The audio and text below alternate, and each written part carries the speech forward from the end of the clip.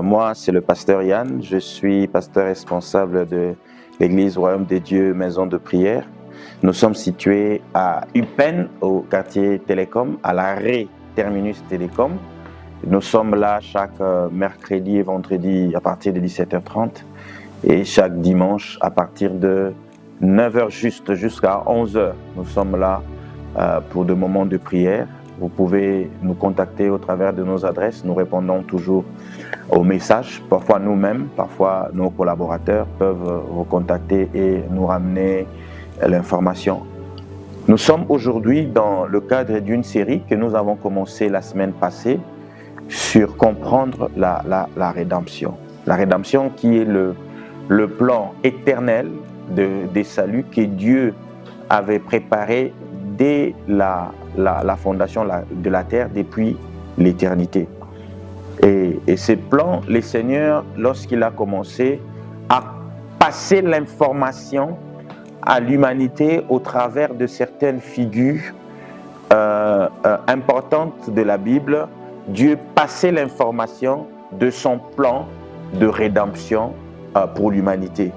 Et il a utilisé deux hommes importants, des hommes aujourd'hui que nous citons dans nos prédications. Mais nous citons ces hommes parfois en le déconnectant du rôle qu'ils ont à jouer dans le cadre de notre foi.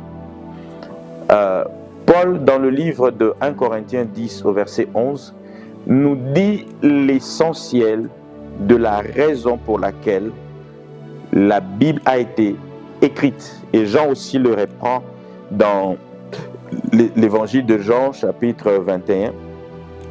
Et il dit que ce qui a été écrit pour un seul but, notre salut. C'est pour nous enseigner que ces choses ont été écrites. Et donc l'histoire de ces hommes a un but pédagogique pour nous aider à comprendre le plan de la rédemption des dieux. Et lorsque nous comprenons ça, une fois en face de notre Rédempteur, que nous soyons facilement en mesure de le reconnaître. Et c'est comme ça que le Seigneur reproche aux Juifs. Il dit, la lumière est venue. Il est venu vers ceux qui sont censés le connaître. Ceux d'entre qui il a tiré ces figures. C'est des membres de ces peuples-là. C'est dans ces peuples que Dieu a tiré le gros des figures. Mais ils n'ont pas reconnu la véritable personne, l'accomplissement de cette promesse de délivrance qu'il leur a donnée dans les histoires qui semblent être isolées, mais pas du tout. Tout est connecté, tout est coordonné. Et ils ne l'ont pas reconnu.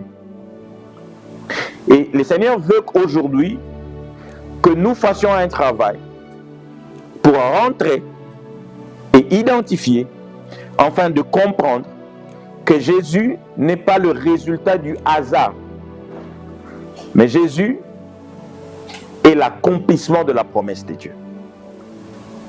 Il est la réalisation du projet de Dieu, l'aboutissement du plan de la rédemption. Et c'est Jésus. Il est dans l'histoire de la Bible, comme il est dit lui-même sur le chemin de Maus.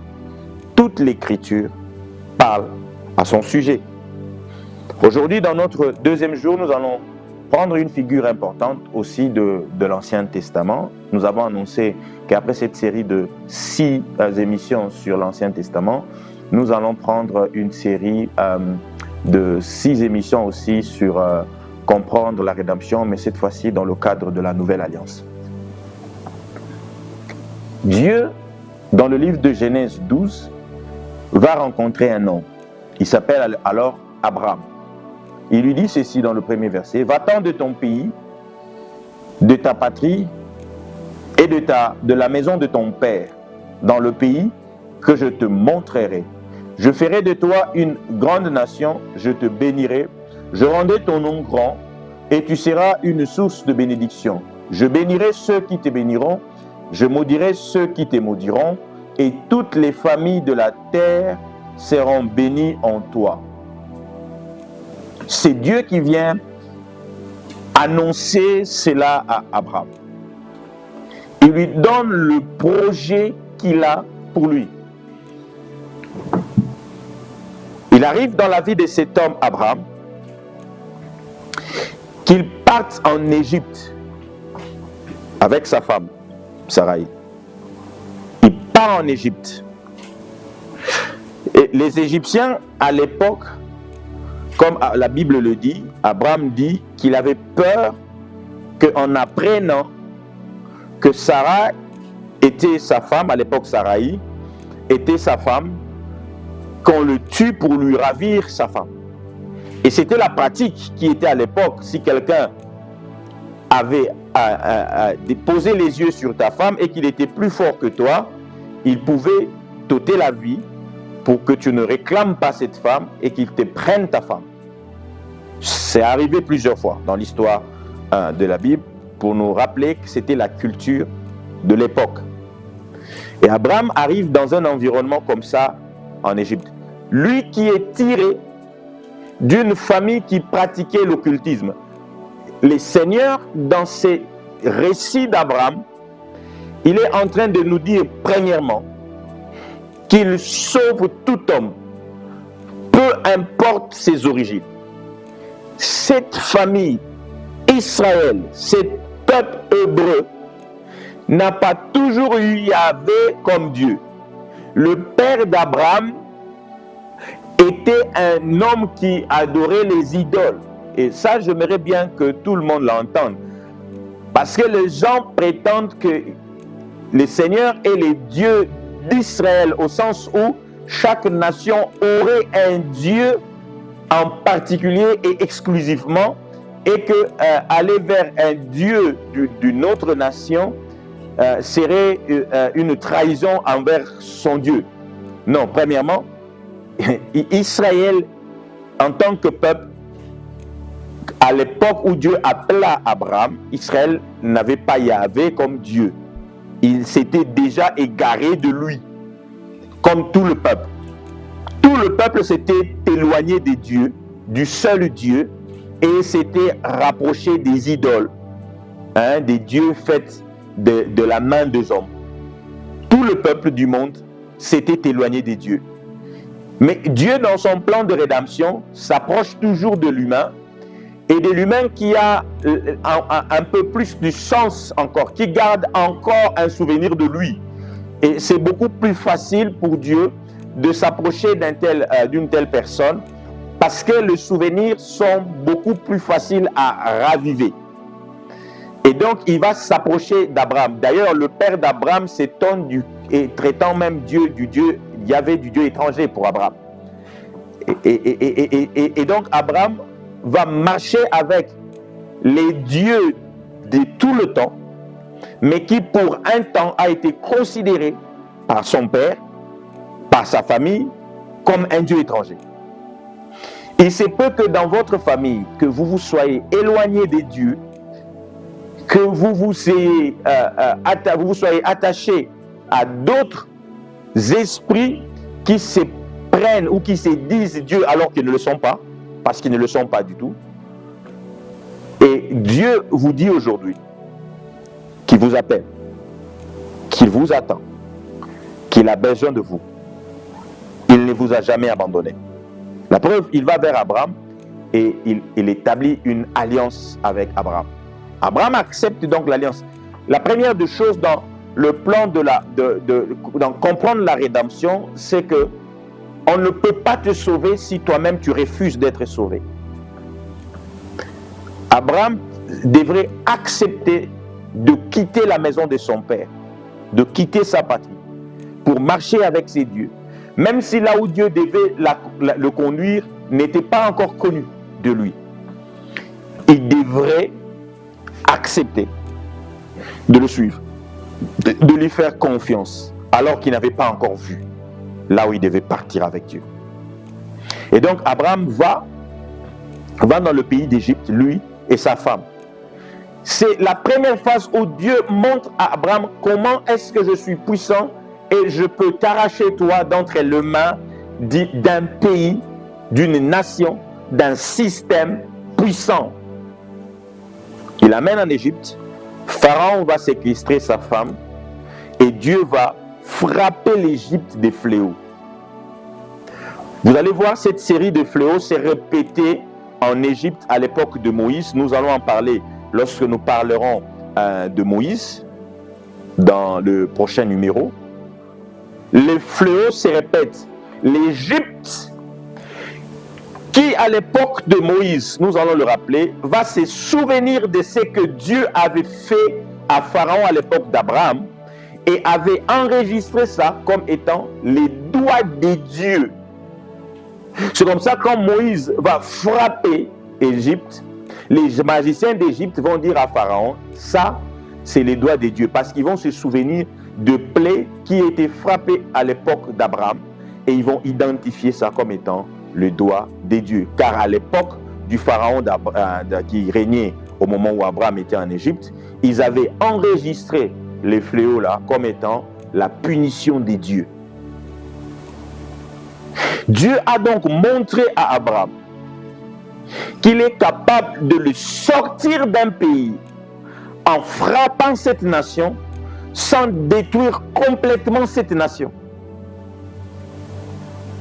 Parce qu'avec Noé, Dieu avait tout détruit. Mais à l'époque d'Abraham, Dieu montre qu'il peut être beaucoup plus sélectif. C'est-à-dire, la destruction à l'époque de Noé n'était pas une méthodologie du chaos. C'était un plan voulu par Dieu.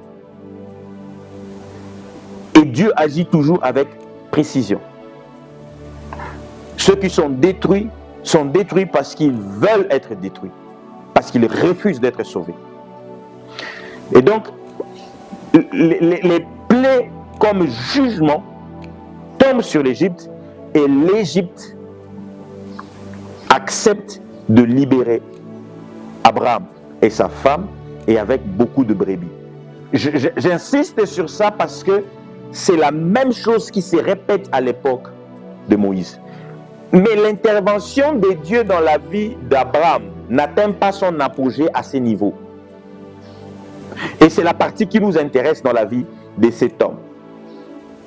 Dieu a montré dans cette partie que nous venons de dire qu'il peut sortir Abraham d'un royaume qui pouvait le retenir, comme il peut sortir le Christ du tombeau qui pouvait le retenir. Dieu a montré. Abraham n'avait pas de force, mais c'est l'intervention de Dieu qui a fait que Abraham est sorti de là, mais beaucoup plus fort que ça. Et le royaume d'Égypte a été impacté par le séjour d'Abraham au travers de la puissance de l'intervention de Dieu. Vous voyez?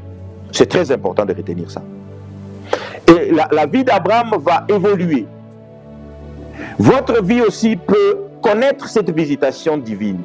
Si vous donnez votre vie à Jésus, ceux qui pensaient vous retenir, même la mort qui était certaine de vous enfermer, va vous lâcher. Moi que je suis ici, j'ai été arraché d'entre les mains de la mort par la puissance de Dieu.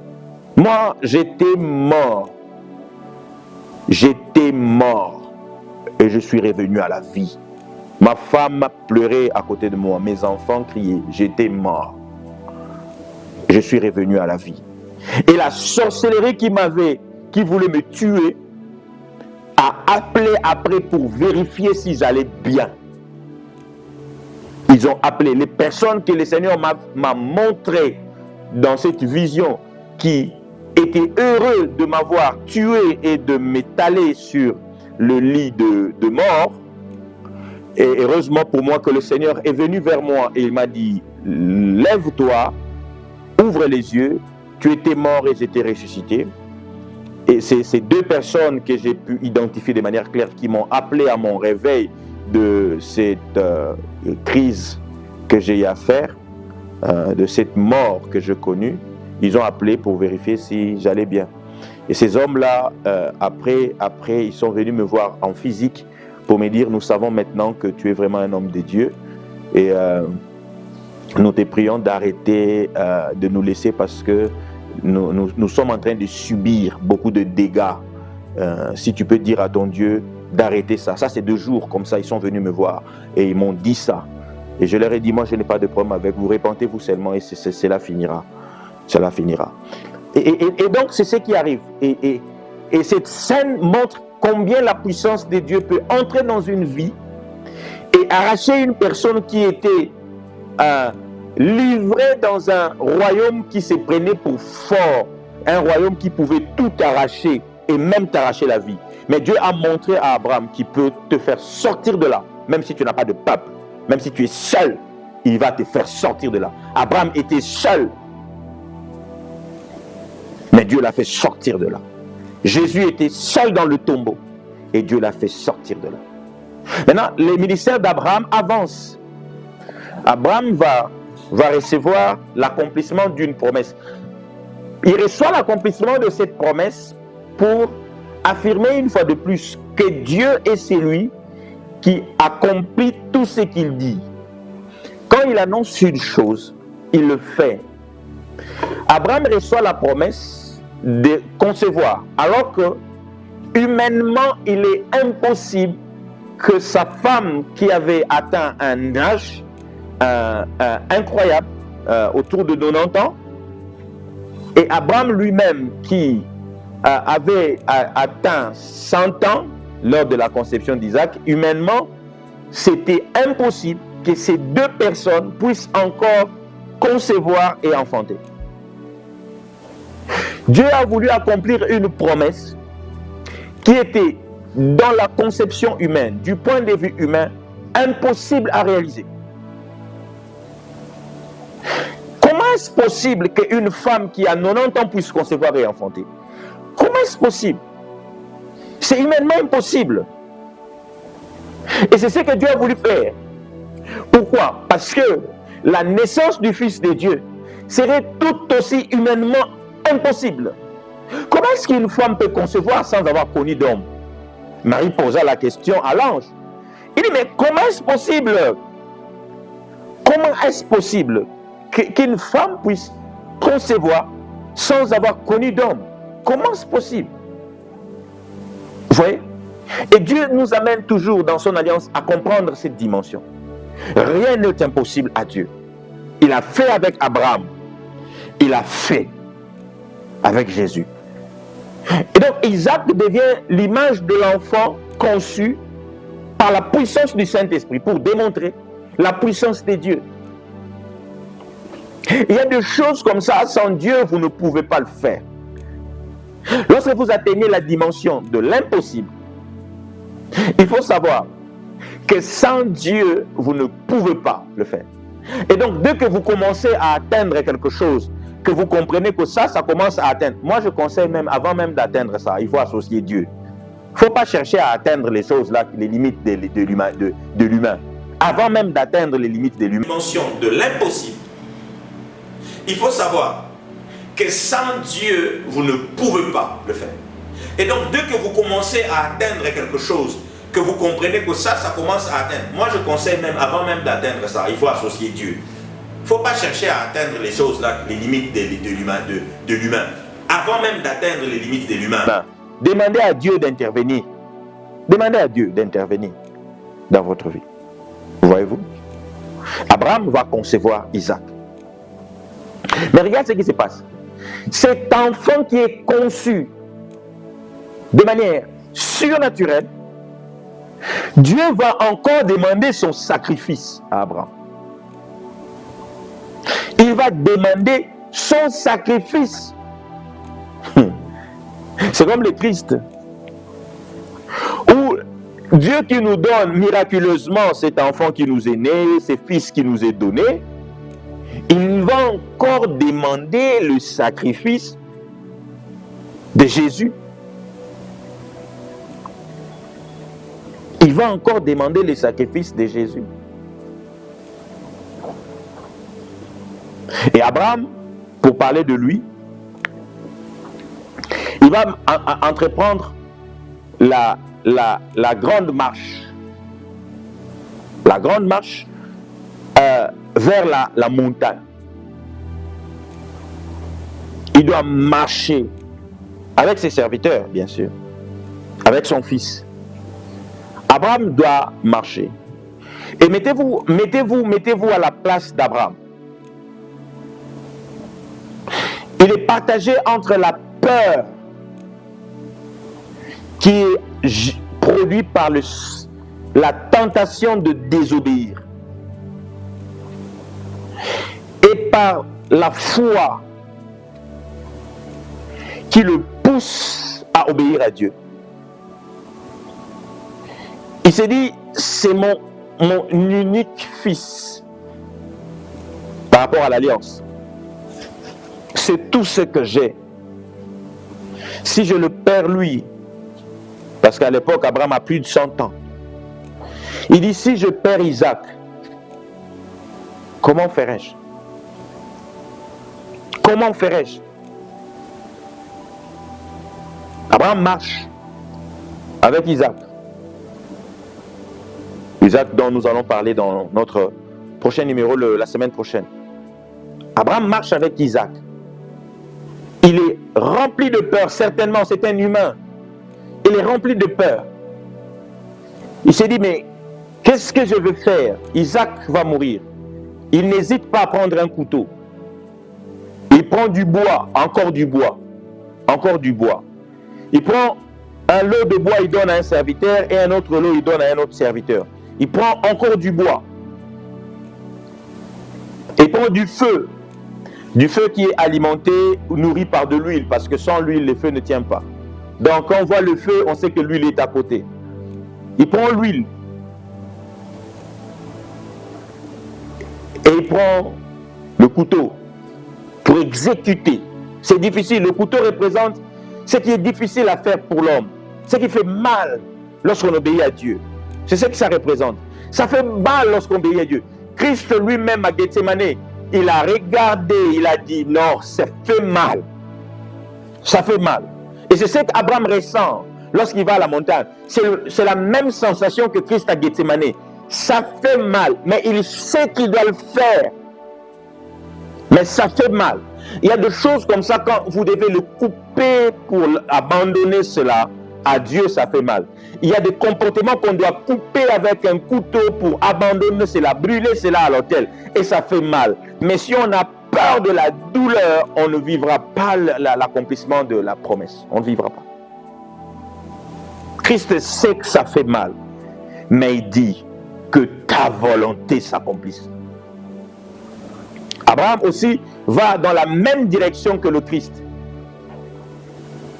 Il sait que ça fait mal. Il sait que ça fait mal d'obéir à Dieu. Mais il dit, je ne ferai pas comme les autres. Moi, je vais obéir. La réponse à la peur de perdre qu'Abraham avait, c'était la foi en la résurrection. Abraham savait que je suis en face d'un Dieu tout-puissant parce qu'il avait vu ce que Dieu avait fait pour lui en Égypte. C'est comme ça, c'était important que je souligne le point de l'Égypte. Abraham a vu ce que Dieu a fait en Égypte. Il savait que ce Dieu était tellement puissant. Puisque lui-même en Égypte, il savait qu'il était mort.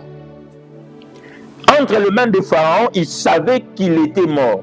Mais quand il est sorti de là, en Égypte, avec beaucoup de richesses, Abraham a compris avec qui il avait affaire. Il a compris. Et donc, en venant, il savait qu'il était avantageux pour moi d'obéir. De toutes les façons, il savait que ce Dieu était tellement puissant qu'il était capable de ressusciter Isaac. Vous voyez la relation dans laquelle Abraham vit.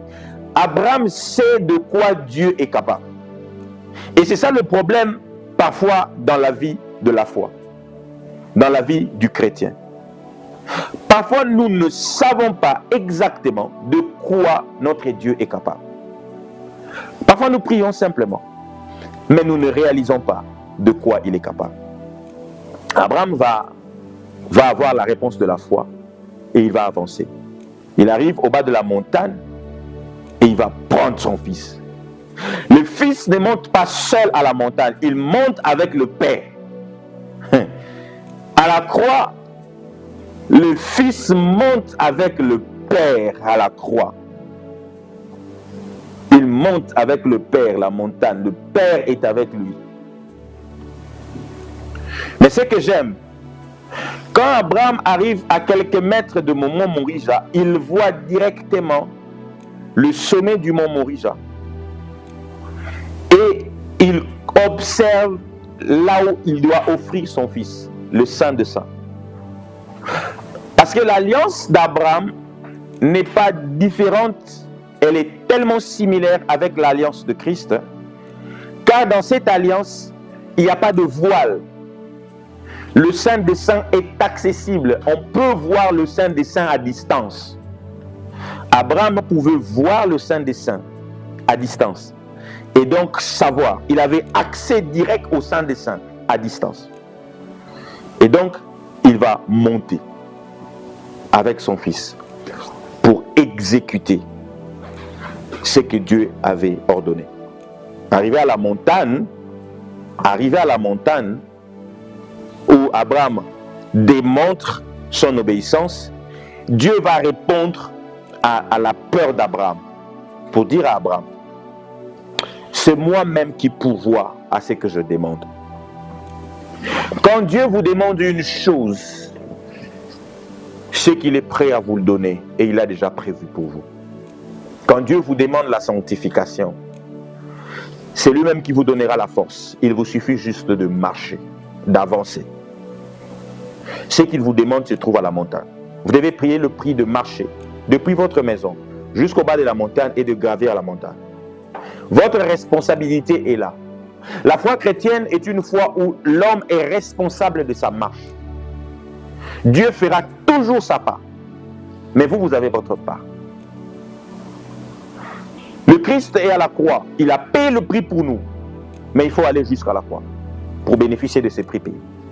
Votre responsabilité, c'est de quitter votre maison et d'aller au bas de la croix pour recevoir le salut.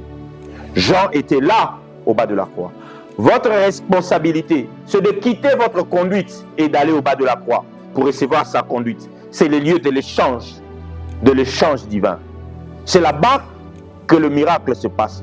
C'est là-bas que la transformation se passe. Mais il faut que vous quittiez là où vous êtes et que vous allez à la croix pour recevoir la nouvelle vie. Dieu vous bénisse abondamment. Nous sommes arrivés à la fin de notre message de ce jour. Nous vous donnons rendez-vous pour le jeudi prochain pour la suite. Que Dieu vous bénisse. Merci.